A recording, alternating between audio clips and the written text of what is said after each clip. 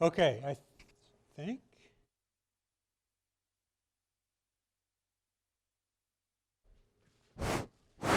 Good. Okay, so yesterday we had started this problem looking at a log and a motor. The tricky bit in this particular motor was there was a time-varying force associated with that motor. And so you started out, you were given the tension varies as 400 t squared until you got to 6,400 newtons. And once you got to 6,400 newtons, the motor power or tension and the cord tension reached a constant value. The mass of the log was given as 500 kilos. You had mu sub s of 0.5, mu sub k of 0.4. You start out the problem by drawing out the free body diagram, which is shown here. You have tension from the cord. You have impending slip in this particular part of the problem. So you want to know when this thing is going to start to move. And it will start to move once it reaches mu sub s times n. So mu sub s 0.5. Normal force you can calculate directly from sort of observation is equal to the weight. And if you do that, you end up with a tension equal to 2452.5 newtons. Which if you put it back into that curve over there at 400 t squared, solve for it, you find that t is equal to 2.48 seconds.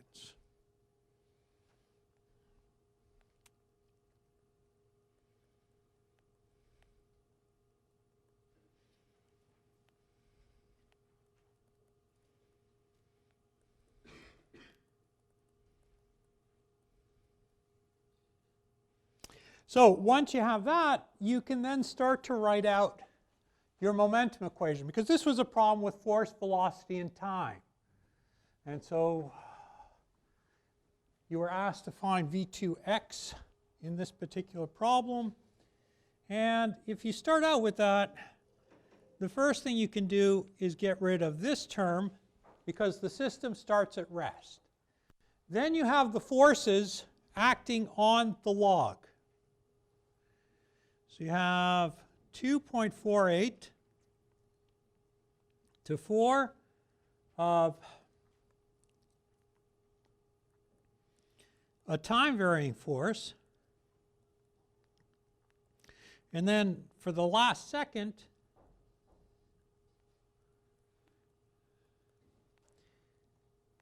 you have a constant force. And then you have the friction force over the entire time. And that doesn't change.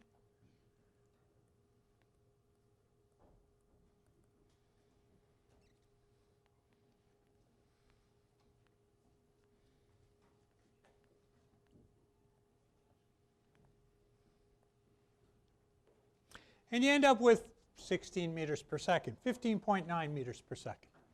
So as you're going through these problems, first of all, the important thing is to identify what they are and know how to recognize the things that you're looking at. In particular, this handy little chart at the end. If you're looking for forces and accelerations, you have Newtonian mechanics, and so second law.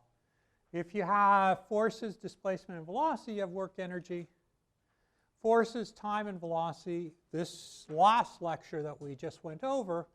And finally, what we're going to cover right now, moments, time, and velocity, and angular velocity in particular, angular impulse moment.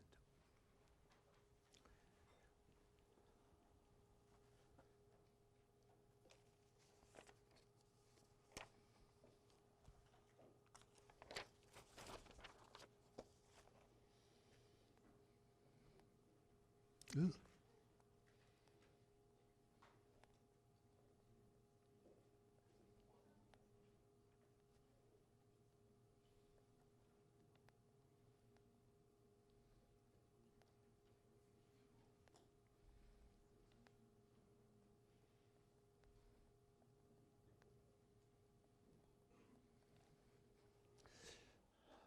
Angular momentum, honestly, is one of the hardest parts of this course because it's really hard to visualize rotating motion. And so when you're dealing with rotating motion, you tend to sort of lose a lot of the intuition you might have with just regular displacements.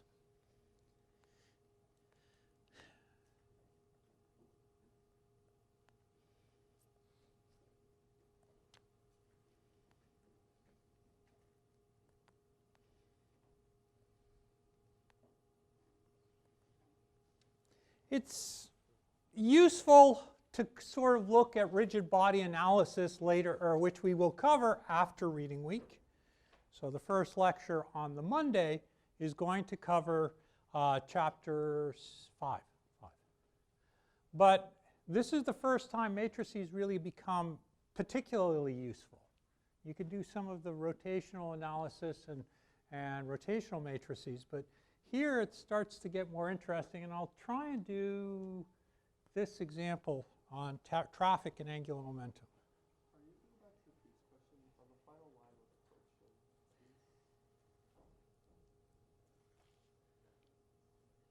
This one. Yeah, what was the last one? Which last term? That's the friction. Okay. So you have tension,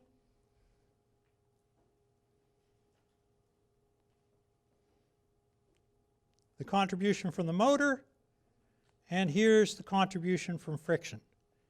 And as usual, friction is a negative component. It always acts in opposition to motion.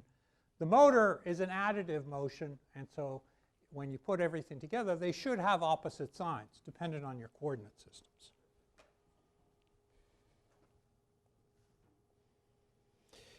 All right. So what we're going to talk about today, at least here, is what do we do when we have, there we go, angular momentum. So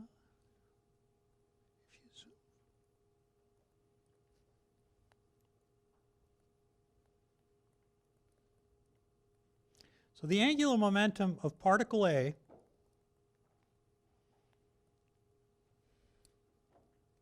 about point P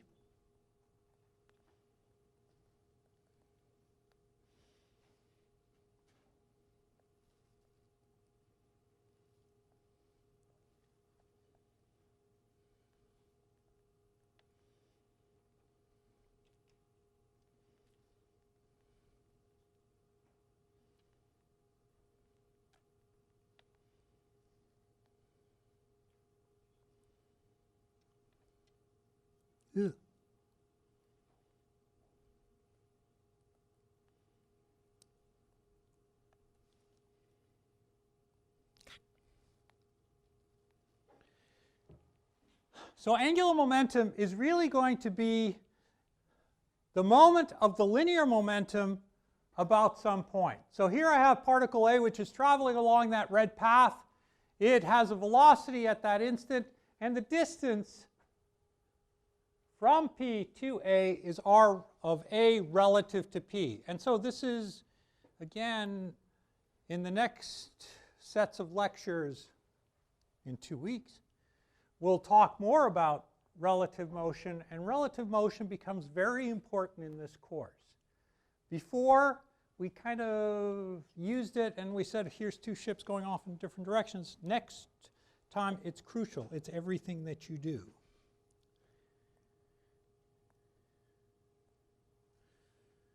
So,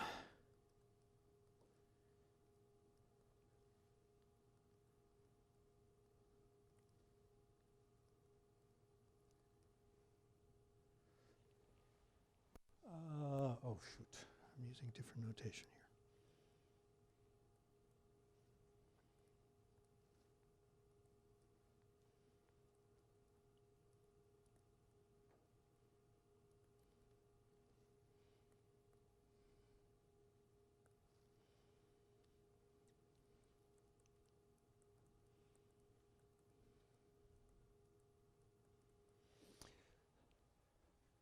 So if I want the angular momentum, and I'm going to refer to it as h, capital H, it's equal to r a relative to p, the particle that's under motion, and the point of interest p, and that's going to be crossed with g sub a.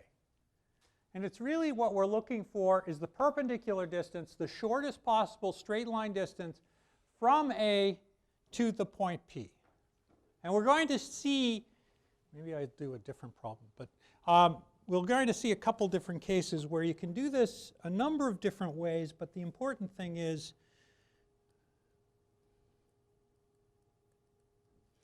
that when you look at these problems, you have a number of different choices. Once you put the coordinates down, it's actually a lot easier to do the matrix multiplication in this. And so it's at this stage where I do a lot more problems in the course prior to this where I'm looking at scalar approaches. In the next few lectures, I'll start to look more at vector approaches.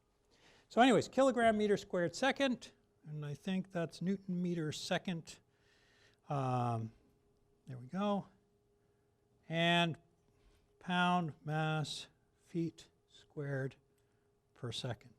So those are your units if you want to sort of keep that in mind. Also, I have a tendency to write this as Newton meter second.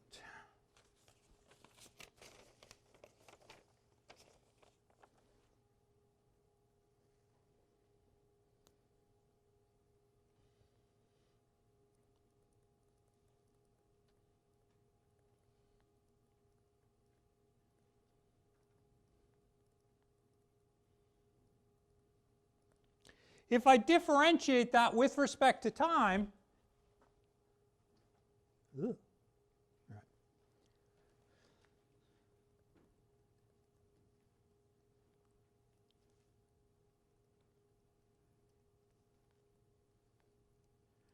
I end up with this relationship right here.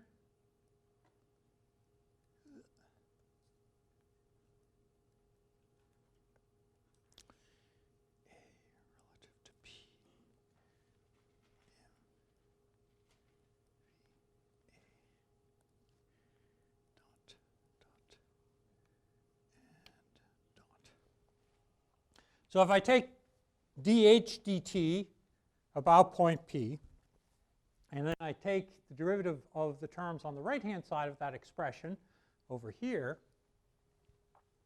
I end up with RAP dotted and VA dotted.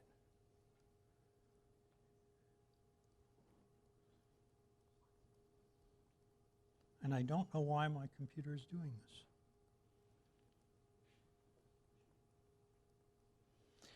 If I look at that relative to P, it's really velocity of A minus velocity of P.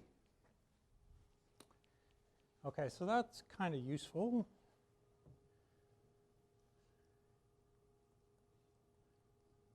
Ugh.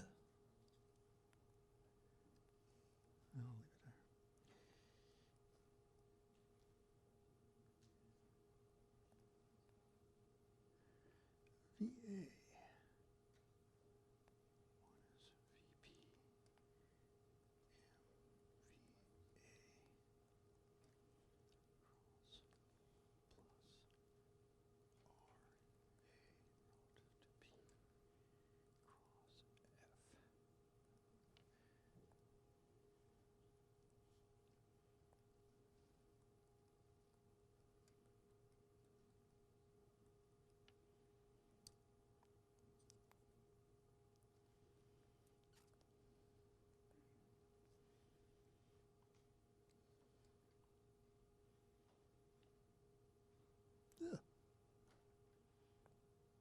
Thanks. Okay, so I can then substitute in terms. So I have HP, which is equal to VA minus VP, HP dot, excuse me, cross with MVA, plus RA with respect to P cross with F. Now, VA cross with VA is a parallel vector. And if you do that, that first term goes away. And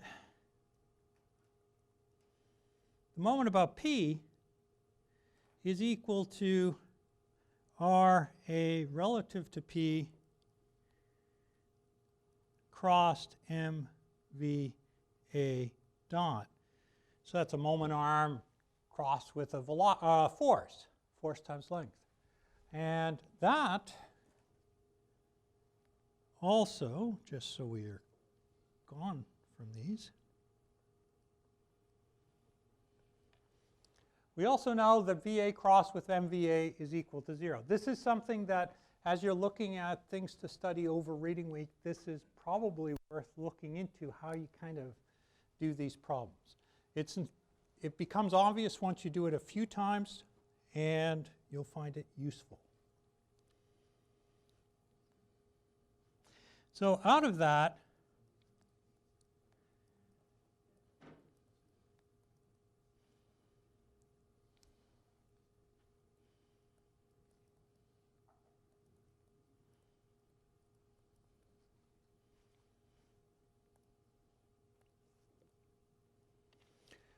you can say that the moments about point P then are equal to the time rate of change of angular momentum plus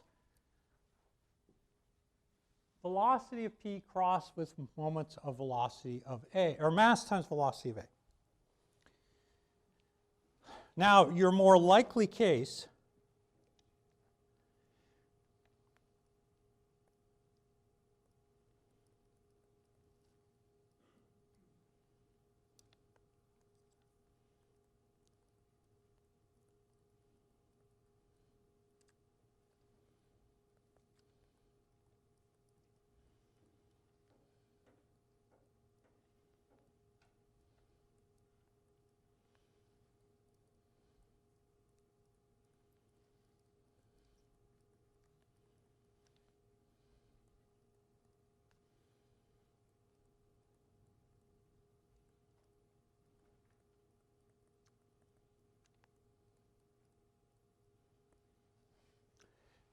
you'll have P as a fixed point, so an origin that we're interested in, and in that case, the velocity of the origin is going to be 0, in which case the second term goes away. And so you have this very nice term that's going to appear. Now, the other choice, and this is less likely, but it's something we sort of throw in there to consider, is if VP is parallel to A, then the cross product is 0. Both of those are sort of reasonable sort of outcomes, but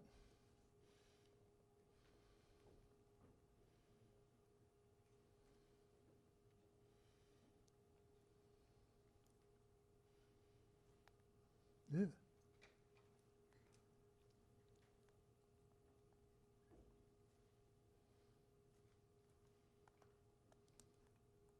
If we take that differential and integrate from T1 to T2, then we can say that HP1 plus the integral T1 to T2 of MP is equal to HP2.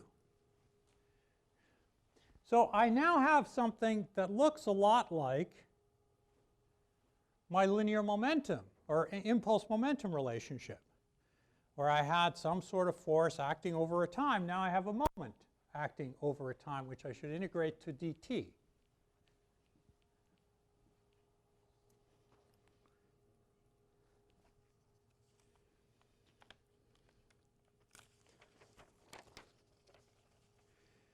Any questions so far?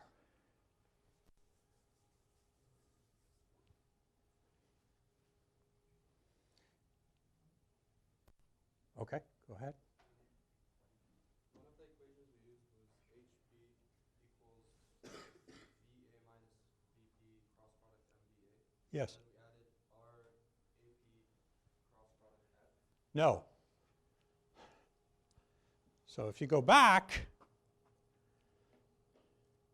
I had this relationship for RAP when I take the derivatives using chain rules on that original angular momentum equation. H is equal to R cross MVA. RA relative to P is the distance. When I do RA relative to P and take its derivative, I'm calculating VA minus VP. If I put that into the original equation 2 steps up, I have VA minus VP cross with MVA.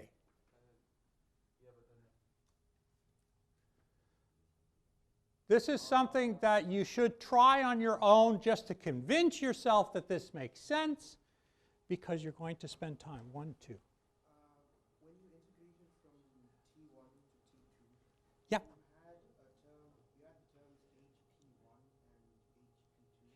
What is the 1 and 2? So it's time 1, time 2. So what I did was there I integrated, remember I had HP dotted, and it was from T1 to T2, dt, and then I'm going to end up with HP1 and HP2. So if I do the integral of that, I'll end up with HP2 minus HP1. I didn't do that step, brought it over to the left-hand side, and when I bring it over to the left-hand side, I end up with the angular impulse momentum relationship, 2, 3. HP is the angular momentum. MP is the moment of that you're getting. So it's R cross with the force, or force times the distance. The equation for MV, instead of writing MV dot A, can you just say force? I do at some point, or MVA dot, I think I wrote it that way at yeah, in red over here. So I wrote it there, but it's not going to help me very much. And so if I write it that way, I end up with that being the moment right there, and then it disappears yet again. So I could write it as RAP cross F, but it's just nicer this way for me. Yeah. Any other questions on this? This is the first kind of serious use of relative motion in terms of derivatives. Now, we already talked a little bit about this, so I'm not going to go over a lot of information. But say I have a whole bunch of particles that I'm interested in. So each of those shaded blue spheres are individual particles, M1, M2, up to Mi. I have point P somewhere off there, and it's going off in a distance, doesn't matter. And I have a center of mass that I locate the same way as I locate any other center of mass. X sub g, y sub g, z sub g. Mass times its position in x, mass times its position in y, mass times its position in z, divided by the total mass of the system.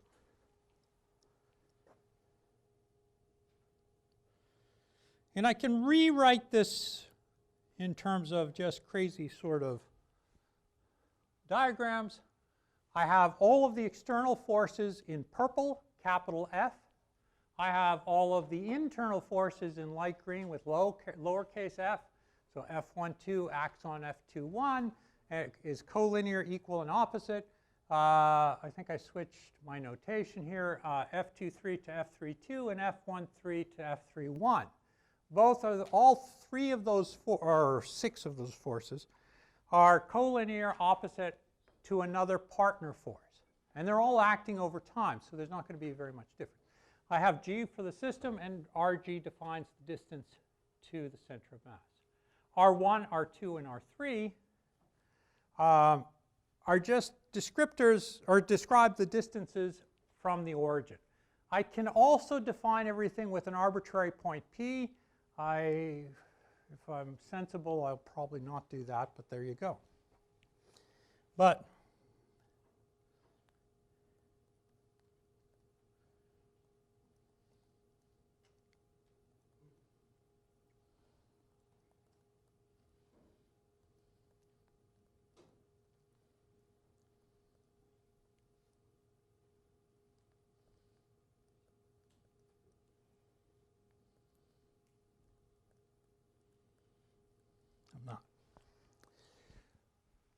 so if I want to calculate the moments about some arbitrary point P, I can do that. And when I do that, I end up with, again, the same relationship we just derived for a single particle.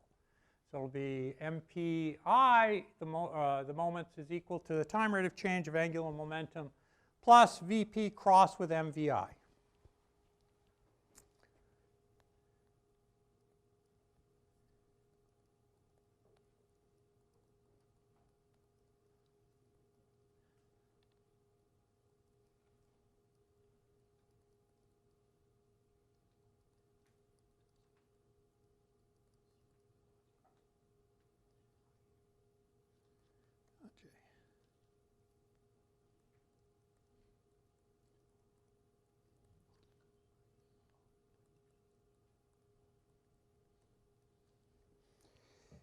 Now, the other thing I can do to calculate that same moment is, again, do forces times distances for all of the forces acting over that arbitrary point P. So Ri with respect to P, all of the external is crossed with all of the external forces plus the sum of all of the internal forces acting in the system.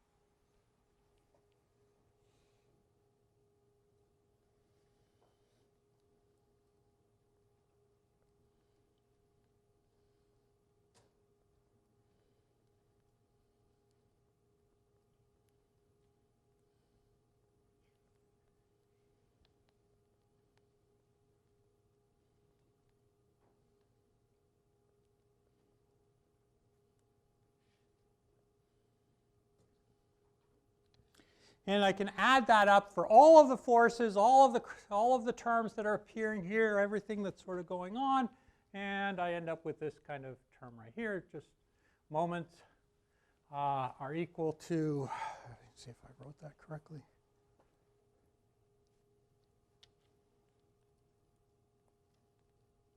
There. All right, so I have everything that I need.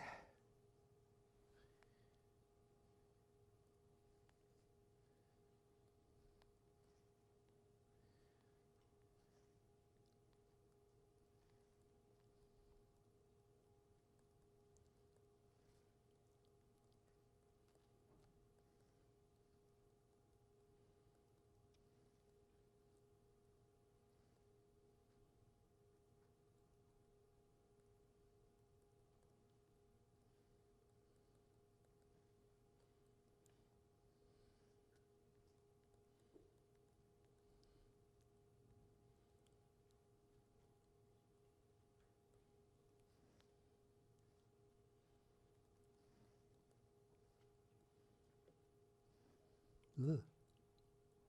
It's a lot of stuff to write.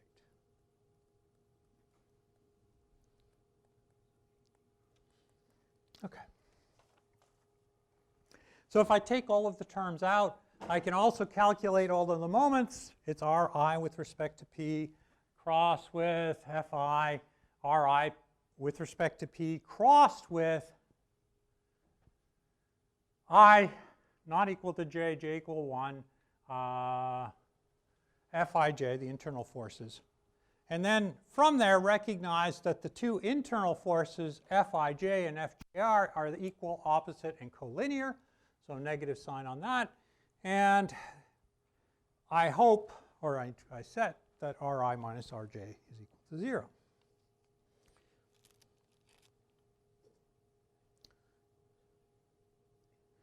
So we have